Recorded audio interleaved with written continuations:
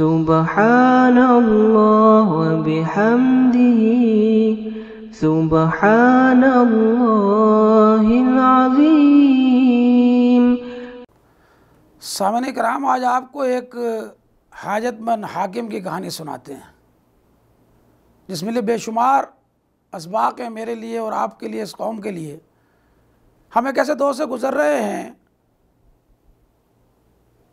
کہ جس دور میں حکام کے اپنے تضادات، قول و فعل کے تضادات جا بجا بکھرے ہوئے ہیں۔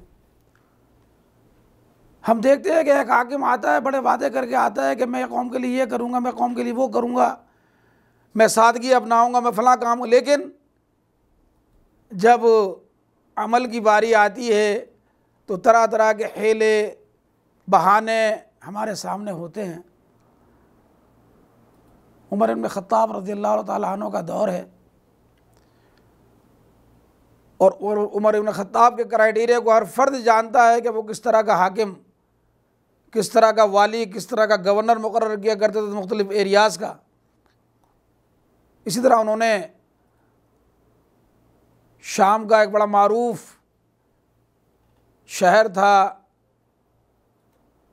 حمص، جو آج بھی ہے،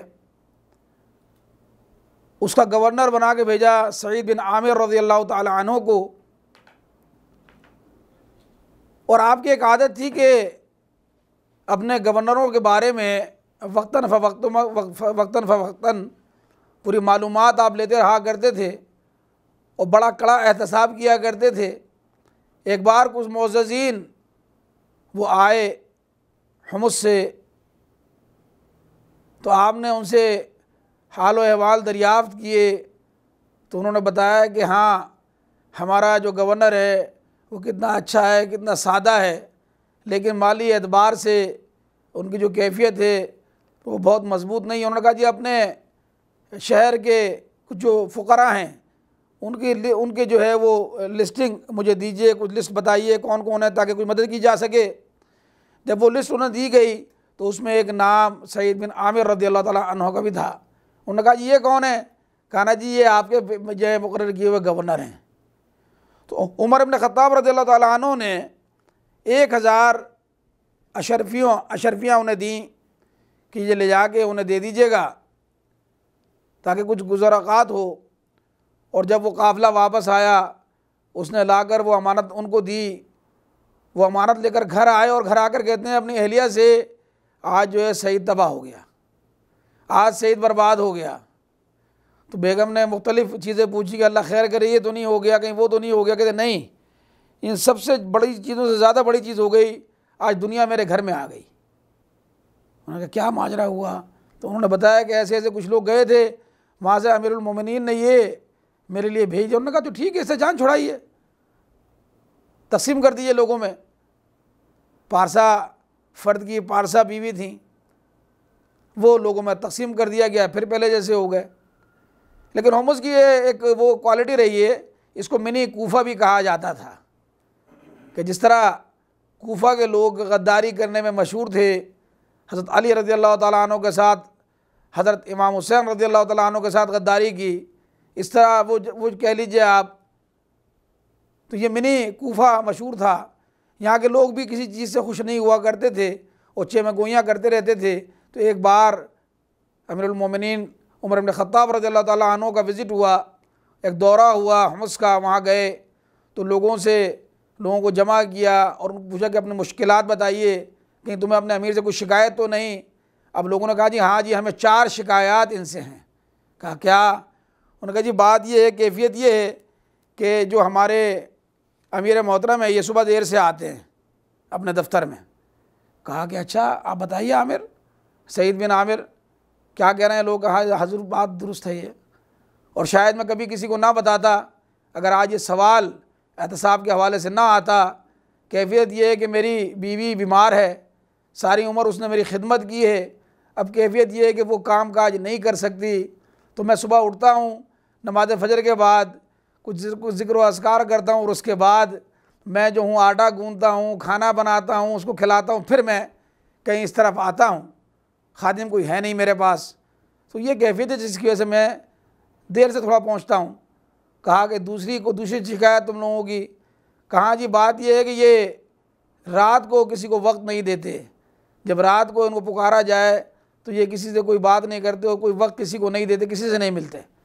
کہا جی اب بتائیے اس کے بارے میں کیا کہتے ہیں آپ؟ کہا بات وہی والی پہلی والی بات کہ شاید میں کبھی کسی کو نہ بتاتا، لیکن احتسابی حوالے سے یہ بات آئی تو میں بتایا دیتا ہوں۔ کیفیت یہ کہ سارا دن تو میں نے اس اللہ کی مخلوق کے لیے رکھا ہے، ان لوگوں کی خدمت کے لیے رکھا ہے، لیکن رات میں جو ہوں وہ اس جو انکساری کے لیے، اس رب کو منانے کے لیے، اس کو راضی کرنے کے لیے اس کے آگے جو ہے سجدہ ریز ہوتا ہوں۔ اور رات میں جو ہوں کسی کی مداخلت جو ہے وہ چونکہ میری اور میرے رب کی راز و نیار کی محبوب اور اس کے حبیب کی باتیں ہو رہی ہوتی ہیں، تو لہٰذا ایسے وقت میں کسی کو وقت نہیں دے سکتا۔ کہا اچھا تمہاری تیسری شکایت؟ انہوں نے کہا جی اگلی شکایت یہ ہے کہ یہ ایک دن جو ہے وہ اپنا دفتر نہیں آتے، نہیں لگاتے دفتر اپنا۔ یہ کہ اچھا اب یہ بتائیے آپ اس کے بارے میں کیا ماجرا ہے؟ انہوں نے کہا بات یہ ہے کہ میرے پاس کپڑوں کا ایک ہی جوڑا ہے اور ہفتے میں ایک بار میں اسے دھوتا ہوں، گھر میں ہوتا ہوں، اپنی اہلیہ کی کوئی چادر میں لپیٹ لیتا ہوں اور پھر اپنے کپڑے میں دھوتا ہوں اور ان کا سوکھنے کا انتظار کرتا ہوں۔ جب وہ سوکھ جاتے ہیں تو پھر جو ہے میں اپنے ایک دن اس لیے جو ہے نا میرے پاس چونکہ کپڑے نہیں ہوتے اس لیے جو ہے ایک دن میں نہیں آ پاتا۔ انہوں نے کہا جی اور کوئی اور شکایت؟ تو کہا جی بات یہ ہے کہ چوتھی شکایت یہ ہے کہ ان کو وقتاً فوقتاً جو ہے نا وہ غشی کے دورے پڑتے ہیں ان کو۔ تو ظاہر بات ہے حاکم کو تو ایسا نہیں ہونا چاہیے۔ جب عمر بن خطاب رضی اللہ تعالیٰ عنہ نے دریافت کیا کہ ہاں بھائی سعید یہ کیا ماجرا ہے، اس میں کیا مصلحت ہے؟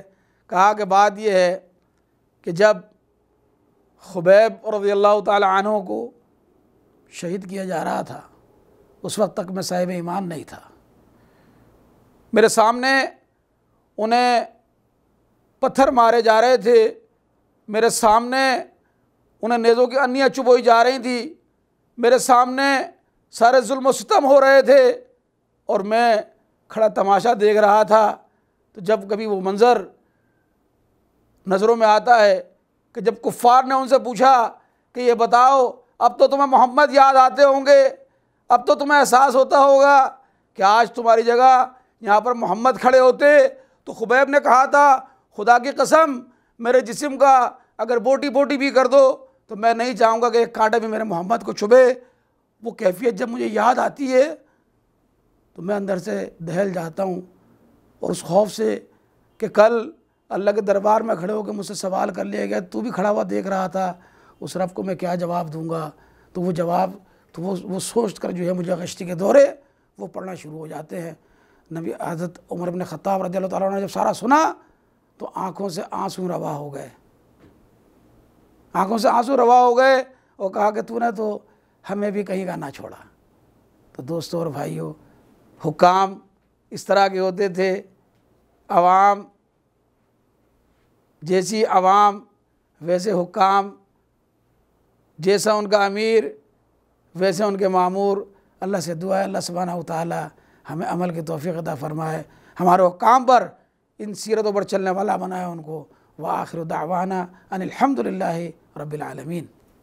اللہم صلی علی سیدنا محمد وعلی آلہ وصحبہ وسلم۔ اللہم صلی علی سیدنا محمد وعلی آلہ وصحبہ وسلم۔